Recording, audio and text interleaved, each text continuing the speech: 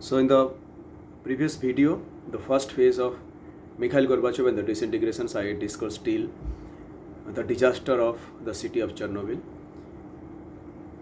And also I was talking about the reconstruction or liberalism, or you can say the reformations process already started by Mikhail Gorbachev being the president.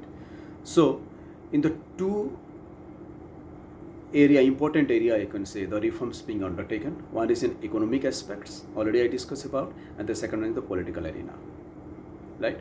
So in these two areas, Mikhail Gorbachev wanted, let's Soviet Union go for the reconstructions program, or you can say reformations program.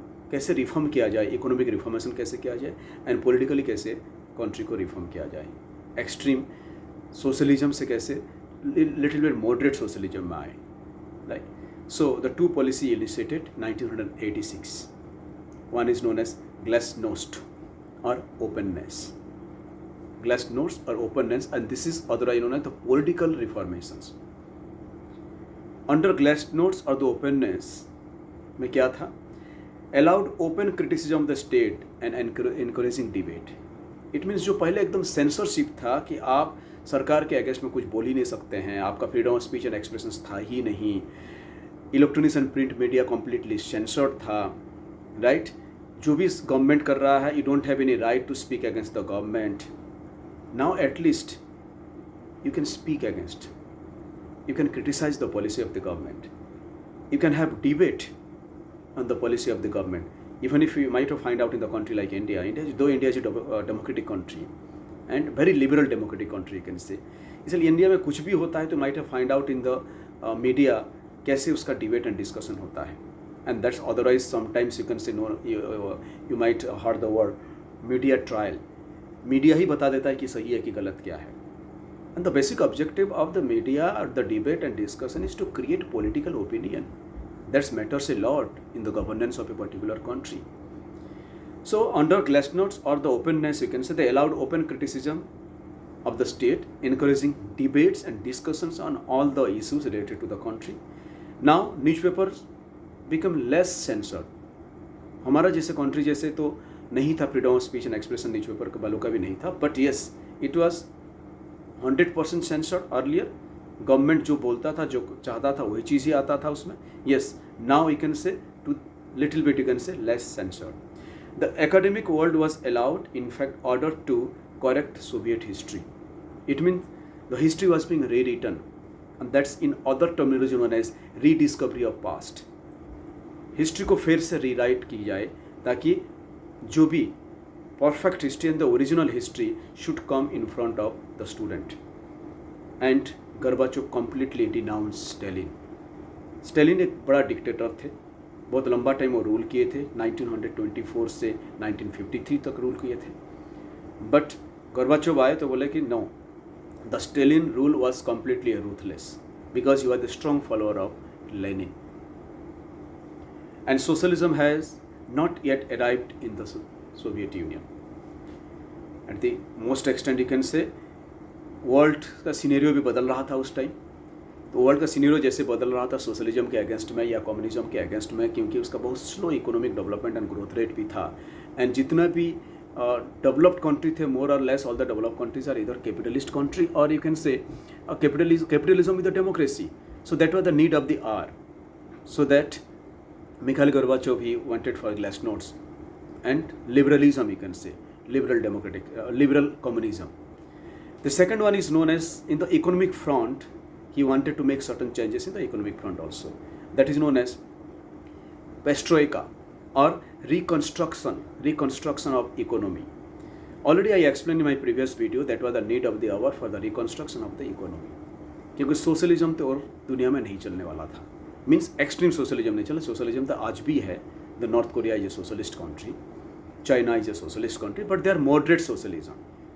लेकिन Russia USSR जिस time की मैं बात कर रहा हूँ 1985-86 में extreme socialism था जो कि नहीं चल सकता था. एंड एक्सट्रीम सोशलिज्म में इकोनॉमिक डेवलपमेंट इम्पॉसिबल था. मीन्स बाकी जो डेवलप कंट्री, बाकी जो कैपिटलिस्ट कंट्री के साथ एट पार नहीं चल सकते थे, और आपको एट पार तो चलना होगा. So what he did under this policy of restructuring, he denounced the narrowness of Stalin economic policy. जो स्टेलिन का इकोनॉमिक पॉलिसी था, एक नैरो बाउंड्री के लिए बना हुआ था, उसको रोक के he started the new economic policy which was being started by Lenin in 1920. वो न्यू इकोनॉमिक पॉलिसी को फिर से स्टार्ट किए.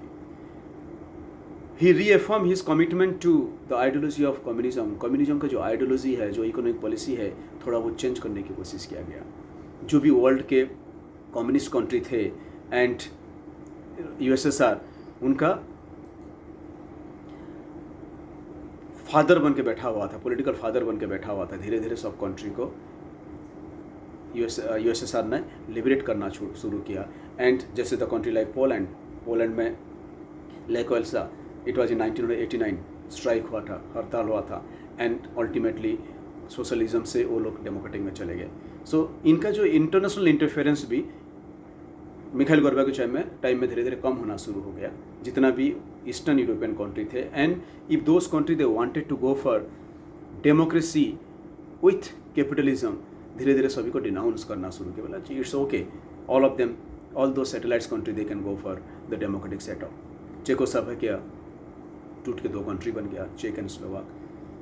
So like that you can say lots of changes took place at that time, and Mikhail Gorbachev became a silent spectator, or you can say he has a silent, you can say, support on all those aspects. And moreover, in 1991, the power struggle between Gorbachev and Yeltsin was one of the strong leader, you can say, in Russia. दोनों के बीच में start हो गया. And Yeltsin time magazine में 1991 के अगस्त month में main page में आए थे. It means he was recognise as one of the important international leader. Yeltsin promise democracy and economic reforms. He wanted to go for free economy or a capitalist market because that was the need of the hour. And Russia सबसे बड़ा country था, तो Russia का being governor of Russia you can से, अगर वो revolutions में आ गए एंड उसको इंटरनेशनल बॉडी से सपोर्ट मिलना भी शुरू हो गया, and he wanted to liberate the policy of USSR and free economy की तरफ वो जाना चाहते थे with democracy. So he got a larger support not only from the international community but also from their own people of their own country. And at the end 25th of December 1991, USSR ended, collapsed, and it got divided into 15 CIS. It means 15 Commonwealth independent country. USSR टूट के उसको 15 country बना दिया गया. And in legacy USSR का जो भी power था, जो भी पावर प्रोस्पेक्ट पोजिशन स्टेटस जो भी इंटरनेशनल कम्युनिटी में था, सब in legacy Russia has got everything. Like for example, you can say USSR said to be the permanent member of UN Security Council, जो ऑटोमेटिकली शिफ्ट हो गया Russia के पास. सो जितना भी इंटरनेशनली जहाँ जहाँ USSR रिप्रेजेंट कर रहा था, each and every aspect, that responsibility being transferred to Russia. And this is what the disintegration of Soviet Union. Finally, it was on 25th of December 1991. USSR disintegrated and the end of a bipolar world.